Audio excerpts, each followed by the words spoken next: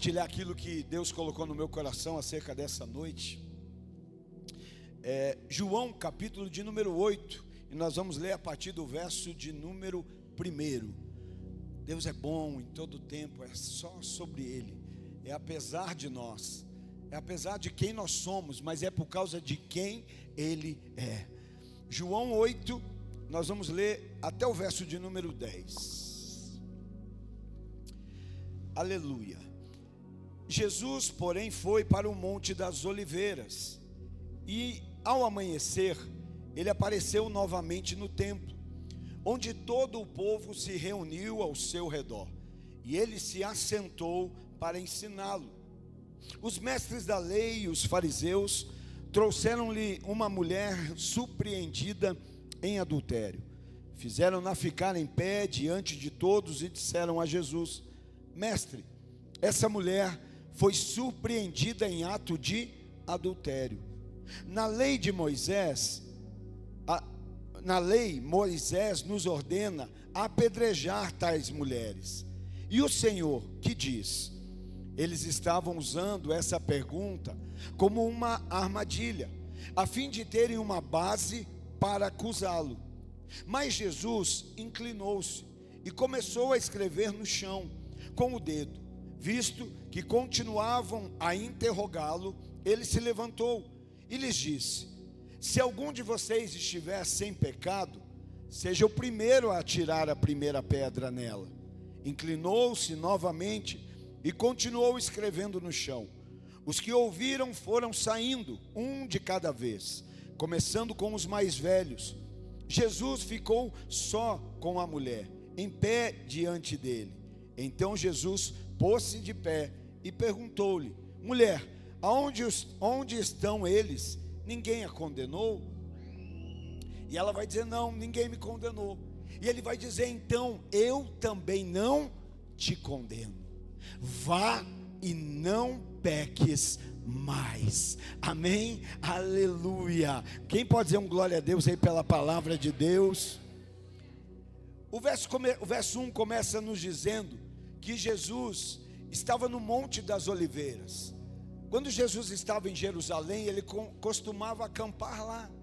E Jesus passa a noite anterior a esse fato no Monte das Oliveiras. Ele passa nesse lugar, tendo ali seu tempo com o Pai. E dali Jesus então vai ao templo. Jesus, ao amanhecer, se levanta do monte e vai ao templo com um propósito. Jesus entra no templo para ensinar. A Bíblia está dizendo que Jesus estava no templo e ali então ele se assenta para ensinar. Fica imaginando a cena do nosso Jesus assentado e com muita graça, com muita autoridade, com muita paz, ensinando. Mas nesse mesmo lugar aonde Jesus está ensinando, aonde Jesus está compartilhando, aonde Jesus está partilhando verdades, aonde Jesus está partilhando vida, nesse mesmo ambiente de libertação, porque Jesus compartilha da verdade e a verdade liberta. Jesus compartilha da verdade e a verdade cura. Jesus compartilha da paz que só Ele pode compartilhar. Mas é nesse mesmo lugar aonde Jesus está compartilhando de verdades que vão enriquecer as pessoas ao seu redor. É nesse mesmo lugar que algo vai acontecer.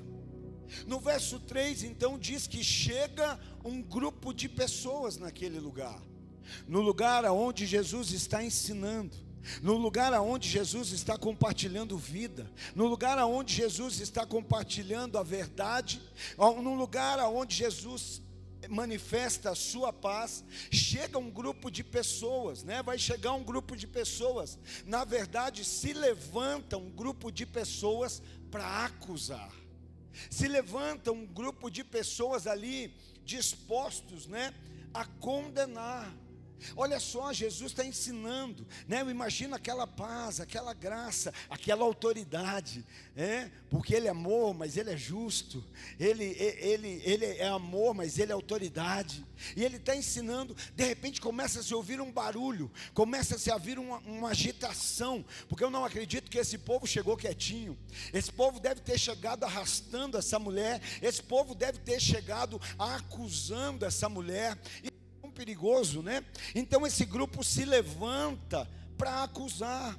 Jesus está assentado em paz ensinando, mas um grupo de pessoas entra nesse templo para acusar, para tentar julgar, e mais do que isso, eles queriam encurralar Jesus. Era como se chegassem dizendo: olha, eu preciso ensinar o que tem que ser feito. Jesus está aqui nessa noite através da palavra ensinando.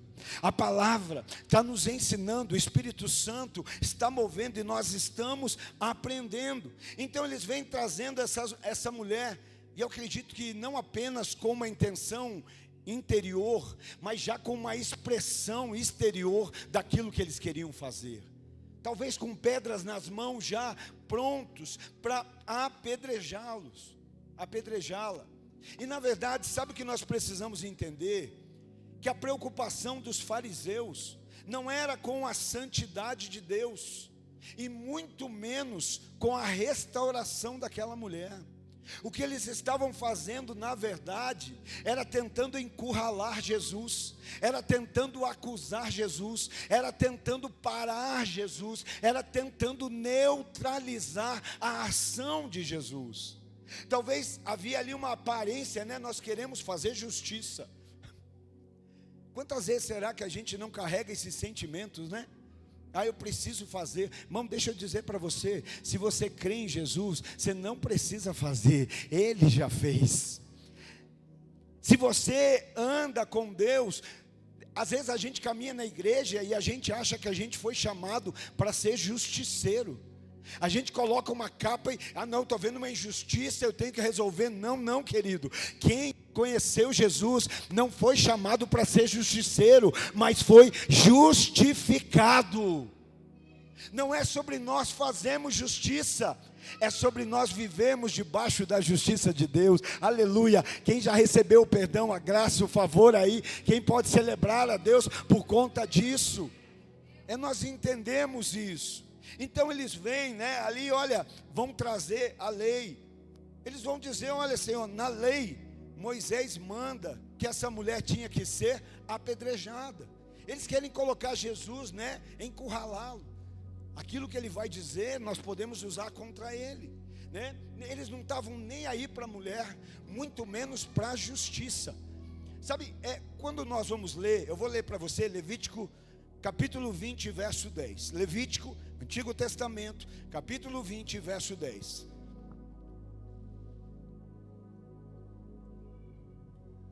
A Bíblia diz assim: se um homem cometer adultério com a mulher de outro homem, com a mulher do seu próximo, tanto o adúltero quanto a adúltera terão que ser executados. Aqui é lei, aqui é o que a lei está dizendo. Nós hoje não vivemos mais debaixo da lei, nós vivemos a graça, né? Jesus cumpriu a lei, nós sabemos da importância da lei, mas está sobre a nossa vida a graça de Deus. E é nesse momento que eles vêm ali querendo praticar justiça. Por que que isso é importante nós aprendermos, irmãos? Porque há um conselho de Deus aqui para nós nessa noite, através da palavra. Quem crê nisso? Qual é o conselho? Tome muito cuidado com gente que quer praticar justiça agindo com injustiça. Tome muito cuidado com quem se move dizendo que está fazendo justiça, mas de maneira injusta. Tem gente que está falando: não, eu preciso fazer isso porque eu preciso fazer justiça. Mas eu não sei se vocês entenderam. Ainda que a gente pegasse a base que eles estão usando: Senhor, a lei manda apedrejar, e agora o que o Senhor vai fazer? Então vamos observar a lei. O que é que o texto de Levítico diz? Se o homem for apanhado em adultério, né? Se um homem cometer adultério com a mulher do próximo, com a mulher do seu próximo, tanto o adúltero quanto a adúltera terão que ser executados. Nós não estamos falando que nós vamos viver a lei, mas vamos pegar a lei. O que a lei está dizendo? Que ambos deveriam ser executados. Mas eu não sei se você percebeu, mas eles trazem apenas a mulher. Cuidado com gente que diz que está andando na justiça, mas só fala meias verdades. Cuidado com gente que diz que está andando na justiça, mas está sendo injusto com os outros. Porque uma que nós nem temos que fazer justiça, nós temos que andar debaixo da justiça de Deus. Já dizia o ditado, que toda verdade tem dois lados. E eu não sei se você sabe disso, mas na verdade não tem dois lados, ela tem três. Porque às vezes não está nem com A nem com B, às vezes os dois estão errados.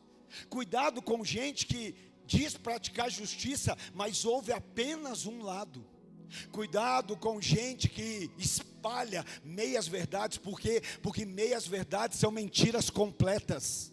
Não existe uma meia verdade.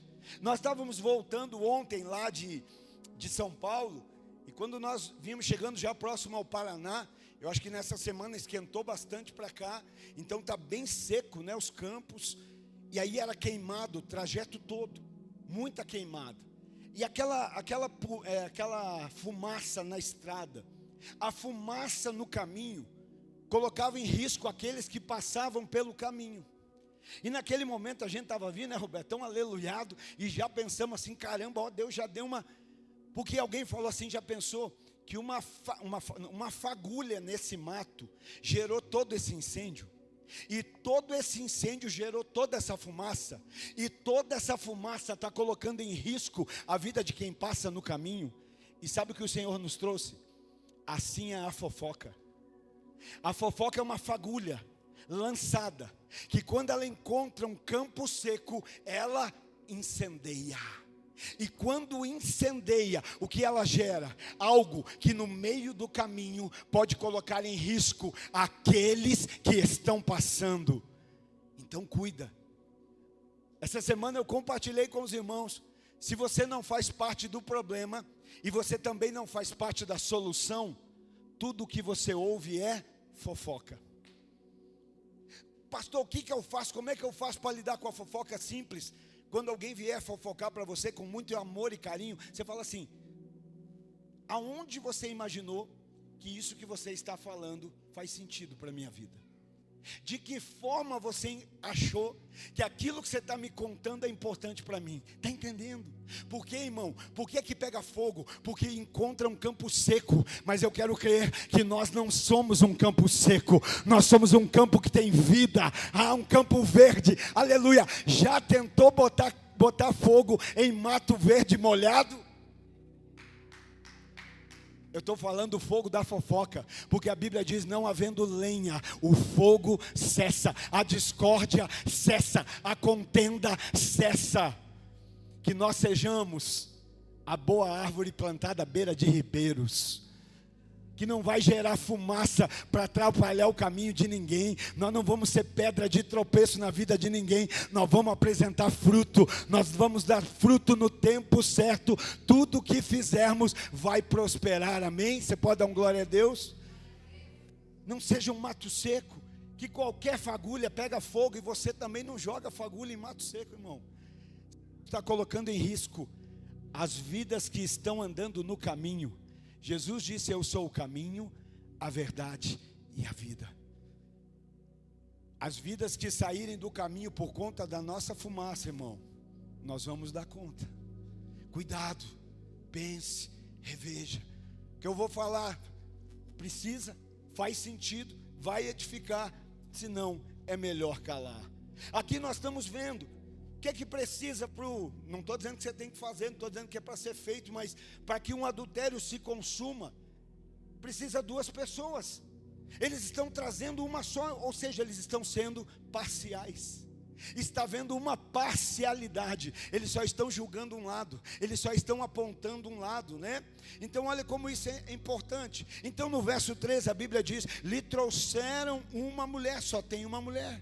Então essa justiça que eles dizem estar praticando é parcial, só tem um lado. Meu irmão, talvez você está aqui nessa noite sendo vítima de injustiça. Talvez tem gente hoje aqui que para cá, porque não aguenta mais ser caluniado, ser acusado, ser apontado, ser julgado. Essa mulher é levantada para ser julgada, essa mulher é exposta, né, acerca daquilo que ela fez, mas fica tranquilo, porque Jesus vai levantar, fica tranquilo, porque Jesus vai falar, e quando Jesus fala, a configuração muda, quando Jesus fala, a posição vai mudar. Então fica tranquilo, porque Jesus está presente.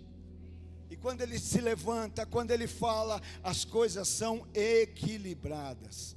Então cuidado com quem fala, está praticando justiça, mas usa de parcialidade para derrubar alguém, ou para satisfazer os seus próprios desejos e interesses próprios. Jesus não é parcial. Jesus não é parcial. Jesus é santo.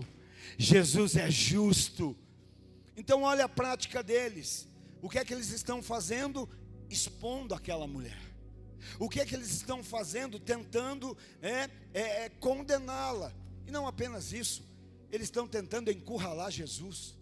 Na verdade, eles estão, a artimanha é tentar encurralar Jesus, mas glória a Deus, porque os planos deles vão ser frustrados, aleluia, os planos deles não vão se realizar. No verso 4 então, a Bíblia vai dizer o que ela fez. Verso 4, eles vão dizer, olha, essa mulher foi apanhada em adultério. Disseram a Jesus, mestre, essa mulher foi surpreendida em ato de adultério. O que é que eles estão fazendo agora, irmãos? Eles estão apontando para aquilo que ela fez. Eles estão apontando a ação daquela mulher. Eles estão apontando qual foi a atitude. E isso nós precisamos aprender. Porque existe uma grande diferença naquilo que a gente faz e naquilo que a gente é.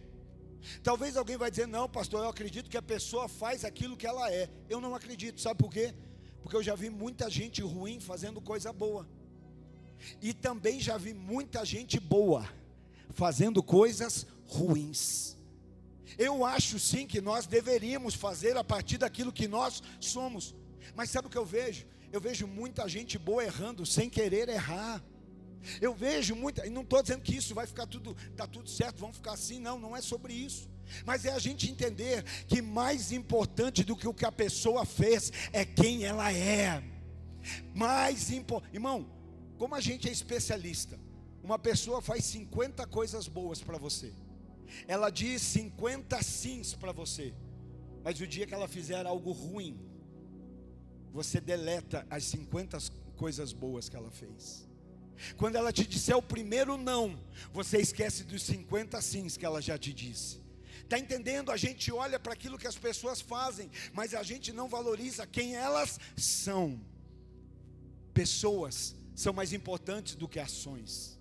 Aquilo que as pessoas são mais importantes. Talvez hoje, mas essa pessoa, pastor, você não sabe como ela está hoje. Eu não sei como ela está hoje, mas eu sei como ela pode ficar quando ela encontrar Jesus, quando ela tiver um verdadeiro encontro com Jesus e ela se tornar aquilo que Ele tem para ela, aquilo que era para ser desde a eternidade passada. Então, eles estão acusando aquilo que ela fez. Estão trazendo aquela mulher até Jesus para acusar ela a partir do que ela fez. Sabe, não traga pessoas para ser acusadas, ou não coloque pessoas diante da palavra para acusar. Tem gente que usa a palavra para acusar o que os outros fez. Não, traga as pessoas diante de Jesus, para que elas descubram quem elas verdadeiramente são nele. Sem Jesus é adúltero, sem Jesus é assassino, sem Jesus é prostituta, mas com Jesus tem vida transformada, tem vida mudada, a configuração é restaurada. Então não use a palavra para acusar o que as pessoas estão fazendo. Use a palavra para mostrar o que elas podem ser em Deus. o que Deus preparou desde o início de todas as coisas. Sabe, não se assuste como as coisas, irmão, porque alguém conhece Jesus, alguém começa a caminhar com Jesus, o pecado já não faz mais sentido. Não é assim, vai tendo uma vida mudada, vai tendo uma vida transformada. Então não se assuste em como está, confie em como vai acabar. Não é sobre como está agora, não é sobre como vai ficar. Jesus vai operar, Jesus está presente, e na hora que Ele se levantar, na hora que Ele falar, as posições vão se inverter, a configuração vai mudar, aleluia, e essa história vai ser transformada. Alguém crê nisso? Alguém pode celebrar ao Senhor? Aleluia, glória a Deus, vai ser mudada.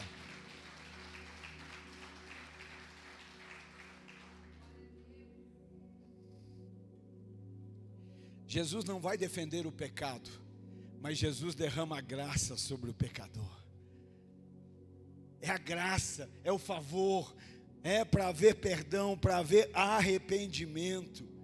No verso 6, então, Jesus se inclina. Enquanto eles estão falando, Jesus se inclina e começa a rabiscar no solo.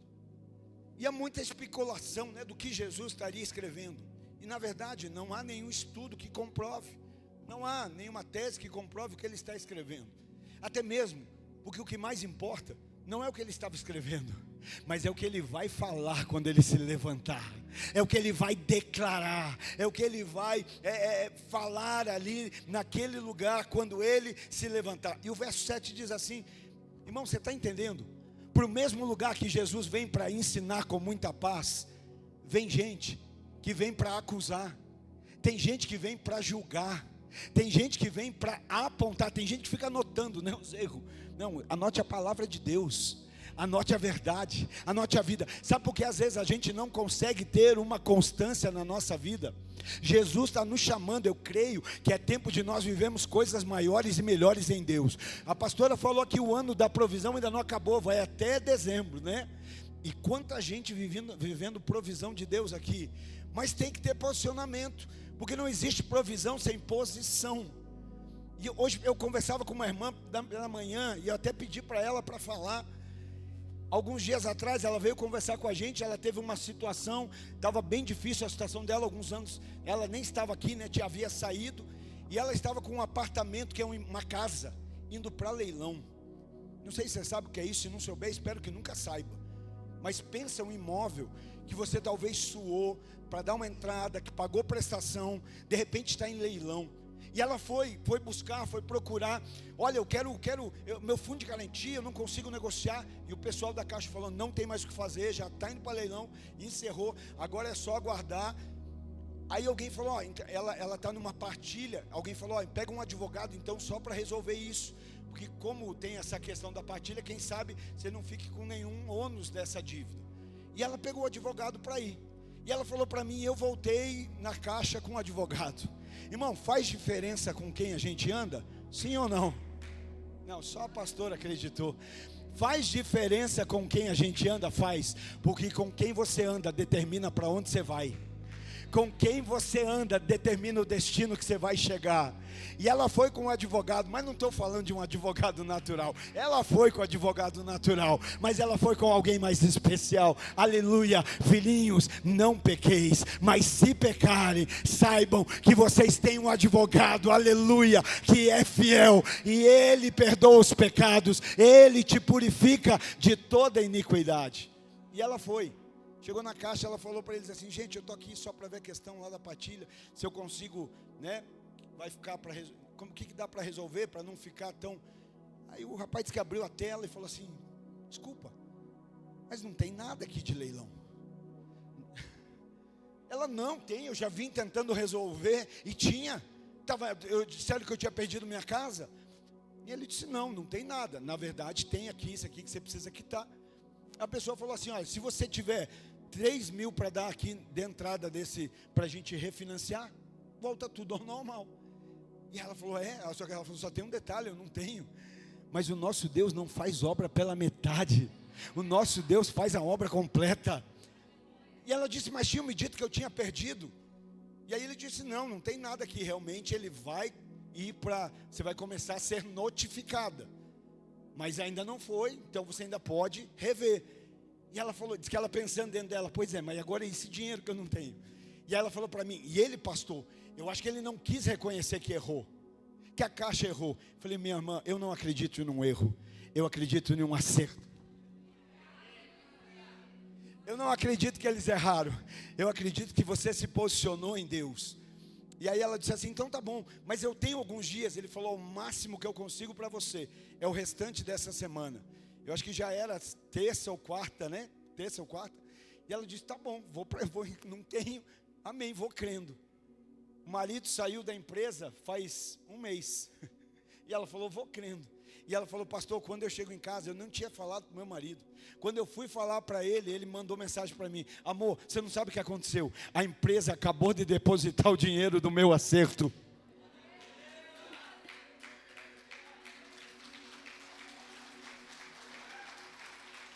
Era eles mesmo pagando a dívida deles. Deus provendo na vida daquele que crê. Pagou, não vai perder mais a casa. Está entendendo, irmão?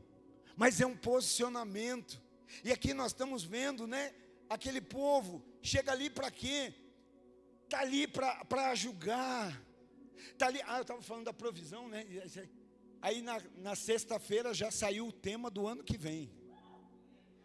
E eu até disse, Deus não é Deus de um ano de provisão, Deus é o Deus da provisão. É uma direção que a nossa igreja, a Lagoinha Global temos e ano que vem, e Deus já começou a pegar hoje, irmão. Ano que vem vai ser o ano da aliança. E é lindo, aliança com Deus, aliança com os irmãos. Aliança é bom demais, irmão. Aliança traz bônus, mas traz ônus. E nós vamos viver grandes coisas no Senhor. Aí esse povo está ali, e o que é que eles fazem? Eles não param de interrogar Jesus. Irmão, está entendendo? Jesus está ensinando, mas tem um povo que quer silenciar o ensino de Jesus. Jesus está liberando palavra de cura, palavra de restauração, de mudança, de transformação. E tem um povo querendo falar mais do que Jesus. Tem um povo querendo atrapalhar o ensino de Jesus. É nessa hora que Jesus precisa se posicionar. Então Jesus se levantou. Quando Jesus se levanta, os acusadores têm que se calar. Quando Jesus levanta, aqueles que estão cometendo injustiça vão ter que silenciar. Se levanta, e aí vai declarar algo. Olha só, e lhes disse: se algum de vocês aí, que estão acusando, que estão julgando, mas eu não falei nada. Pois é, mas Jesus conhece o teu pensamento. Ele sabe o que pensamos. Ele sabe o que sentimos. Ele sabe o que nós carregamos no nosso coração. Ele conhece. Então ele vai dizer para aqueles homens que estão julgando, que estão querendo condenar: se algum de vocês aí tiver sem pecado, seja o primeiro a tirar a pedra nele. Seja o primeiro a cumprir essa justiça aí. Mas é quando Jesus se levanta, irmão, que a calúnia tem que se calar. Quando Jesus se levanta, a injustiça, aqui não era calúnia, aqui era verdade, né? Mas eu falo para pessoas que talvez são caluniados. Pessoas talvez que quando são caluniados querem sair se defendendo. Deixa eu dizer algo para você: se você está em Jesus, você tem um Deus que te defende. Você não precisa se defender, você não precisa fazer, creia, confie. É nesse momento que Jesus se levanta, que os perseguidores serão espalhados, que os que condenavam já não permanecem mais. Sabe o que Jesus está ensinando? Para acusar, você precisa estar no nível superior do acusado. Para apontar, como a gente é pronto para apontar, como a gente é pronto para enxergar as falhas dos outros, mas não enxergar as nossas próprias. Como a gente é rápido para ver os defeitos dos outros, mas não enxergar os nossos próprios defeitos.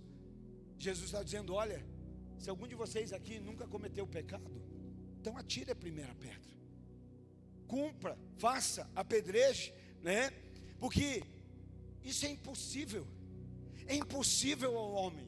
O homem jamais poderia fazer isso. Naturalmente é impossível. Então eles estão atrapalhando a lição, estão tentando encurralar Jesus, e ainda assim queriam, né, apedrejar a mulher. Estão ali atrapalhando o que Jesus está fazendo. Irmão, que nós sejamos colaboradores daquilo que Jesus está fazendo. Uma aliança fala disso. Eu quero estar nessa casa, se for para estar, para colaborar.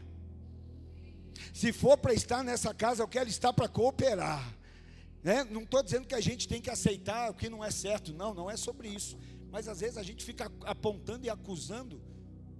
A gente fica achando pelo em ovo, né? Então eles estão ali atrapalhando a lição, estão querendo encurralar Jesus, e ainda queriam apedrejar aquela mulher.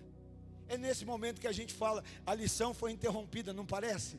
Não parece, Priscila? Está lá Jesus ensinando com graça, com poder, com virtude, e alguém vem e atrapalha. Porque eu fico imaginando, irmão, pensa comigo. Eles pegaram a mulher no ato, em flagrante, e eles vêm arrastando. A Bíblia não diz isso, mas penso, será que não teve ninguém que entrou naquele grupo só pelo que ouviu? Agora sai um glória, né? Agora a gente olha para o espaço, olha para a Nárnia. Será que não teve gente que veio no embalo?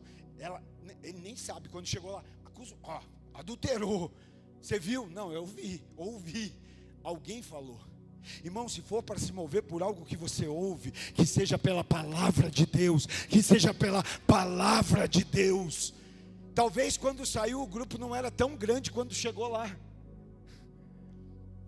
Olha como isso é forte, gente. É nesse momento que a gente pensa, a lição de Jesus vai ser interrompida, atrapalharam a lição de Jesus. Não, eu quero dizer para você, não, a lição não foi interrompida, na verdade ela vai ser melhorada. Aleluia. Não, eu vou repetir para que você creia. Nesse momento a lição não vai ser interrompida, ela vai ser melhorada. Como assim, pastor? Porque agora ela vai sair da teoria e vai vir para a prática. E eu quero crer que é tempo na sua vida de sair de um cristianismo teórico e passar a viver um cristianismo prático, cheio de poder, cheio de unção, cheio de virtude de Deus. Alguém crê nisso? Alguém pode celebrar ao Senhor? Aleluia! Tem coisas novas, tem coisas maiores, tem uma palavra de Jesus chamando, vem viver. Jesus se aproxima dos discípulos no meio da tempestade. Estão tudo apavorado, morrendo de medo. Quando Jesus vem vindo, eles ficam com mais medo ainda. Porque alguns de nós ainda não aprenderam a reconhecer Jesus no meio da tempestade. Porque talvez alguns de nós somos crentes que numa teoria vazia aprendemos que crente não sofre. Numa teoria vazia, não, cristão não pode sofrer. Aí eu leio a Bíblia que diz que Jesus aprendeu com o sofrimento, mas o cristão não sofre. Não é sobre o cristão não sofrer, é sobre Jesus não abandonar o cristão em meio ao sofrimento. Por isso alguns, quando olham no meio da tempestade, não reconhecem Jesus. Jesus chega e o que ele faz? Tem mar, tem tempestade, tem onda, o barco quase afundando. O que você queria que Jesus fizesse? Acalmasse. Mas Jesus não acalma o vento, Jesus não acalma o mar, Jesus libera uma palavra: não tenham medo. Não tenham medo. Como não temer no meio da tempestade? Como não temer em um barco que está na iminência de afundar? Como não temer quando os ventos são fortes? Fácil, sabendo quem está falando comigo, reconhecendo a voz que está falando. Jesus disse: não tenham medo. Por quê? Porque sou eu. Jesus não acalma a tempestade, mas libera uma palavra para acalmar os discípulos em meio à tempestade. Tem alguém aí passando por tempestade? Jesus hoje está liberando uma palavra dizendo: não tenha medo, não tenha medo, não tenha medo, não tenha medo, sou eu. É nesse momento que Pedro vai ser ousado. Minha oração, Senhor, é por alguns incendiários aqui nessa noite, por alguns ousados, intrépidos. Nós não recebemos um espírito de medo, mas de ousadia, de poder, de coragem. É nesse momento que Pedro, cheio de ousadia, vai dizer: se é o Senhor, eu quero fazer o que o Senhor está fazendo, eu quero ir ter contigo. Irmão, o que eu ouvia naquele barco até aquele momento, diga assim, medo. Não era nem medo, era pânico. Estavam apavorados. O que eu via no minuto anterior, medo. E no minuto seguinte, coragem. E aí eu te pergunto, da onde veio essa coragem? Da palavra liberada de Jesus. Tem alguém ouvindo a palavra aqui hoje? Tem alguém ouvindo Deus falar? Então eu quero declarar que aonde havia medo vai haver coragem, aonde havia pavor vai haver coragem, aonde havia fraqueza vai haver força, a partir da palavra de Deus. Então a lição não é interrompida, ela vai ser melhorada, ela vai passar. Jesus ensina teórico, mas depois que ele ensina no teórico, ele diz assim: agora chegou o momento de viver o prático. Por que é que nós muitas vezes vivemos de maneira inconstante o cristianismo? Porque nós fazemos como Pedro, até começamos bem, começamos andando sobre as águas. E eu falo para a gente hoje aqui que já andou sobre as águas, não me entenda, né? Não dessa maneira, mas estou falando para a gente aqui que já andou em um nível superior, comparado ao nível que você está vivendo hoje. Mas o que aconteceu? Pedro começa a andar, está fazendo algo ousado, algo que além de Jesus ninguém nunca mais fez. Está fazendo o que, irmão, quem aqui gostaria de fazer o que Jesus fez? Meia dúzia, só ficou fácil agora. Jesus disse: todos aqueles que em mim crescem fariam as mesmas obras que eu fiz, e obras maiores ainda fariam. Eu não sei se você crê, eu creio. Se a palavra diz, eu creio. Pedro começa bem, mas de repente começa a afundar. A gente ouve uma boa palavra no domingo e na segunda ainda está andando sobre as águas. Na terça já está afundando a canela. Na quarta está no joelho. Até o próximo domingo a gente submergiu. Porque nós deixamos de olhar para Jesus e passamos a olhar para a condição ao nosso redor. O vento não cessou, as ondas não pararam, mas Jesus estava presente. Eu não posso dizer que você, ao sair daqui, o problema não vai existir mais, que aquela situação não vai existir mais, mas eu posso crer que se você confiar e crer, eu posso declarar que Jesus está dizendo: eu estarei com você, eu estou com você.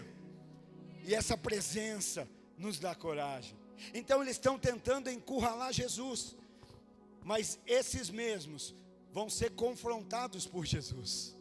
Está entendendo por que você não precisa ficar se defendendo, meu irmão? Não perde tempo indo para a rede social se defender. Se for para ir para a rede social, que seja para falar do amor de Deus, espalhar o evangelho. Sai de grupo de WhatsApp de confusão, irmão, de contenda, de briga, meu Deus, Esses homens que estavam acusando, agora vão ser o que? Confrontados por Jesus. E como é que Jesus confronta? Com a verdade. Jesus só vai falar: ok, aquele de vocês que não tiver pecado, atire a primeira pedra. Aquele de vocês que nunca cometeu um pecado, que atire a primeira. Eu falava aqui hoje de manhã, irmão, como se a gente entendesse. Hoje tinha uma carreata acontecendo na cidade. E no momento que essa carreata estava acontecendo, nós estávamos num compromisso ali no parque. E eu me afastei do povo, fui para trás de uma árvore, estendi minha mão lá e comecei a declarar: Araucária é de Jesus.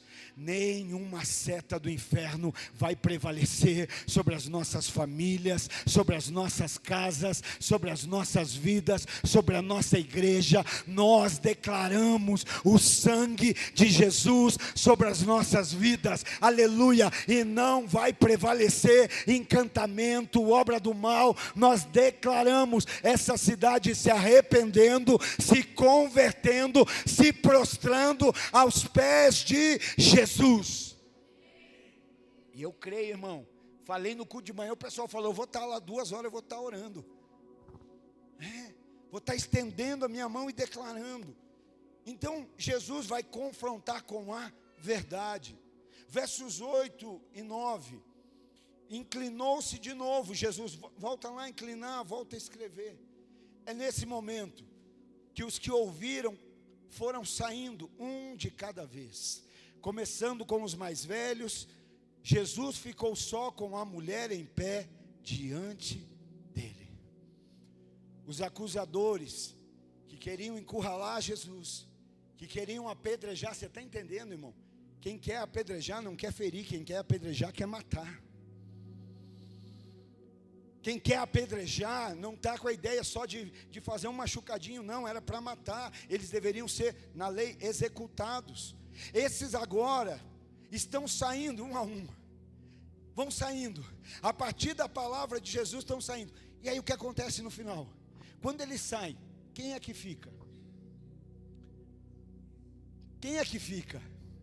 Quando os acusadores vão embora, quem é que fica? Não, alguém pega isso mesmo. Se você não pegou nada até agora, pega pelo menos isso. Eles trazem, estão acusando, estão julgando, estão querendo parar Jesus, estão querendo encurralar Jesus. Mas nesse momento, Jesus levanta e libera uma palavra. Aquele que não tem pecado, atira a primeira pedra. Eu não vou nem perder mais tempo, vou voltar àquilo que eu estava fazendo. E continua. É nesse momento que aqueles que chegaram para acusar, confrontados, vão sendo dispersos, vão indo embora. E agora quem fica?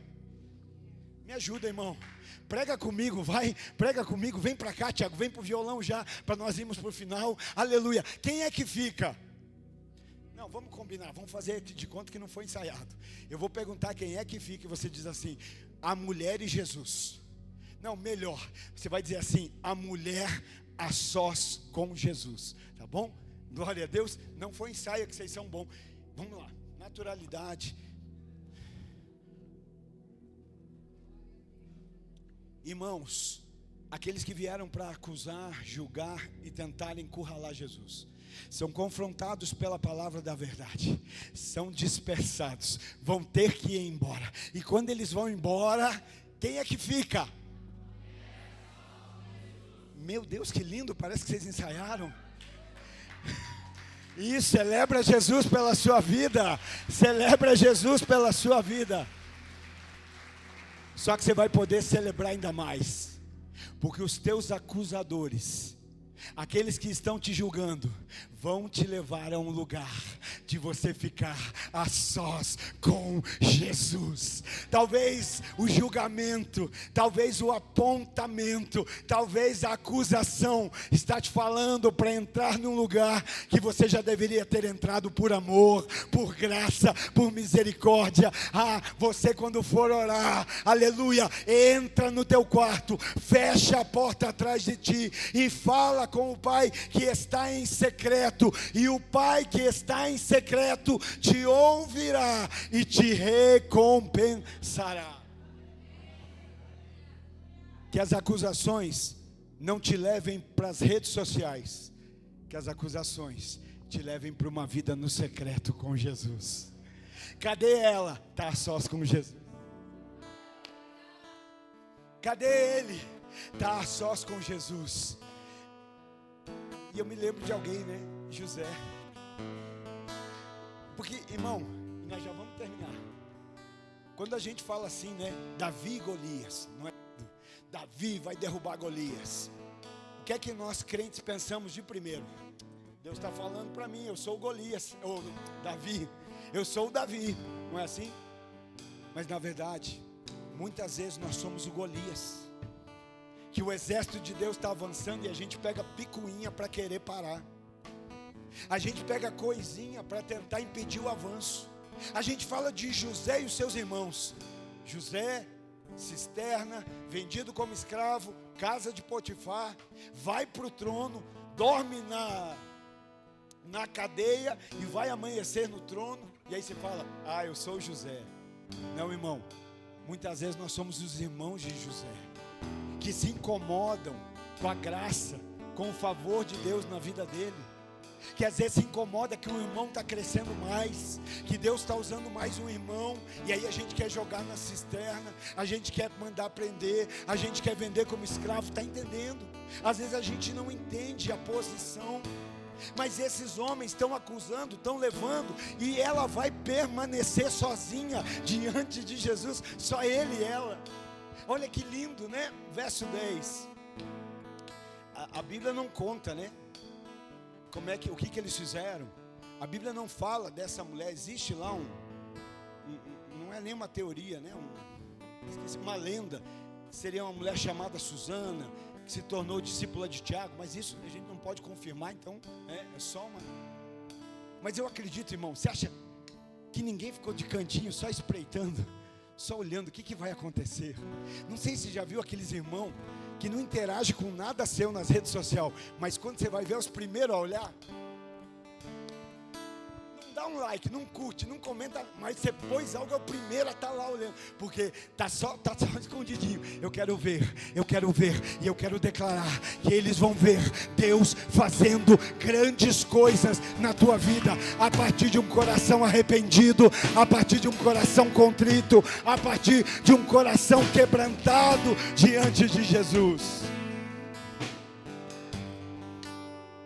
A mulher fica sozinha com Jesus, aleluia. A mulher que eles queriam ver sendo coberta de pedras, eles vão ver sendo coberta de graça. A mulher que eles queriam ver debaixo de pedras, eles vão ver debaixo do amor de Jesus, debaixo da graça, debaixo do favor do Senhor. Verso 10 e 11. Então Jesus pôs-se de pé e perguntou: mulher, aonde estão eles?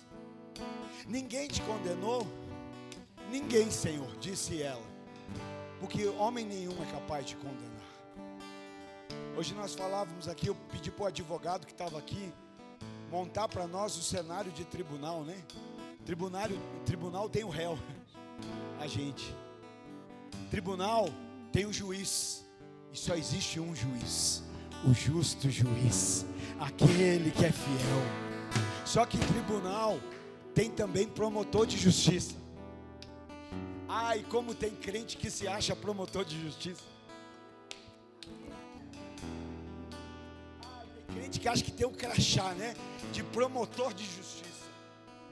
Chegou o promotor de justiça, mas num tribunal também tem a presença de um advogado de defesa, aleluia. Nós temos um advogado.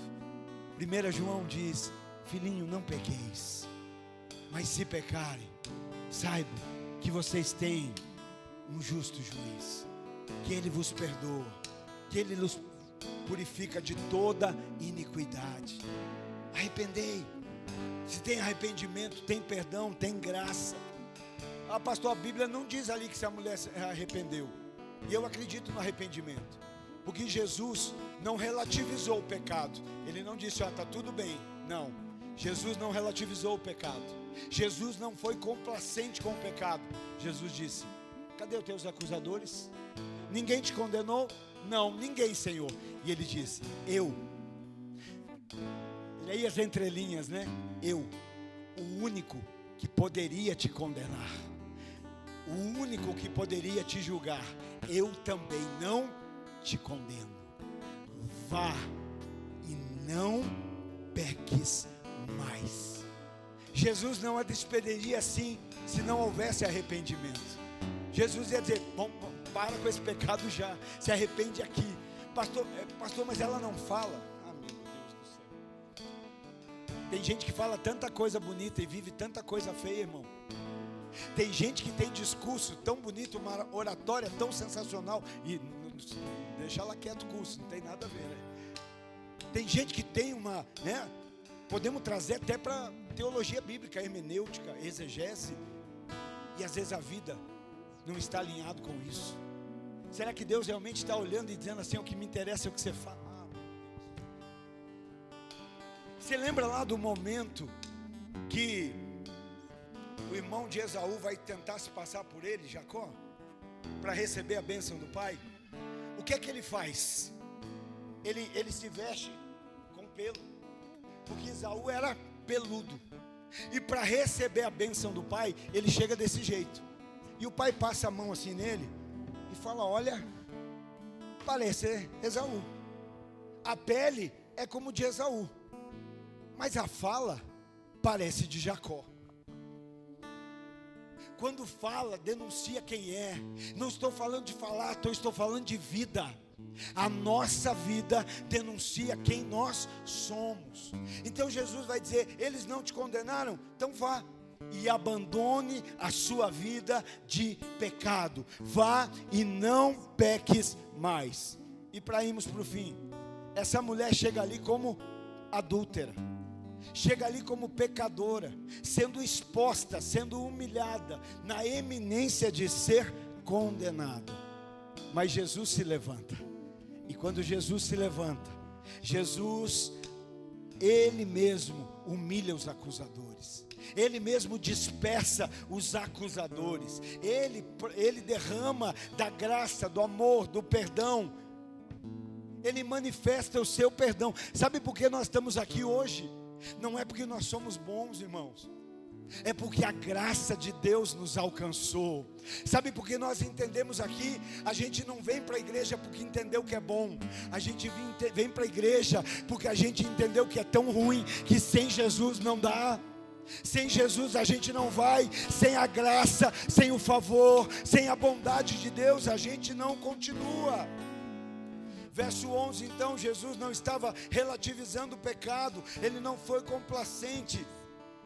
Olha, então vá, mas não peques mais. Sabe o que Jesus está dizendo? A partir do encontro que você teve comigo, mude a sua vida. A partir do encontro que você, não importa como você chegou, você pode ficar de pé. Talvez você veio para cá hoje por causa das acusações. Talvez você veio para cá por causa daquilo que tem falado acerca de você. Talvez hoje você disse: eu vou para a igreja porque eu não estou aguentando mais, eu não estou suportando mais.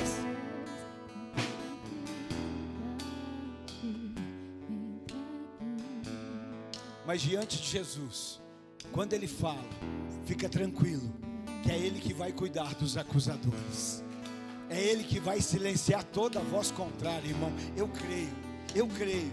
Aqui nós vemos o derramar da graça, porque a graça, ela não relativiza pecado. A graça nos perdoa, a graça nos alcança, a graça nos cobre. Tito diz: a graça de Deus se manifestou salvífica. Pela graça sois salvos, por meio da fé, e isso não vem de vós, é dom de Deus, para que ninguém se glorie. Mas ele diz: essa mesma graça que se manifesta salvífica, também te capacita a ter uma vida íntegra, reta e justa nesse tempo. A mesma graça que nos cobre, também nos capacita a vivermos uma vida acima do pecado. Eu creio. Por isso hoje, irmão, é noite de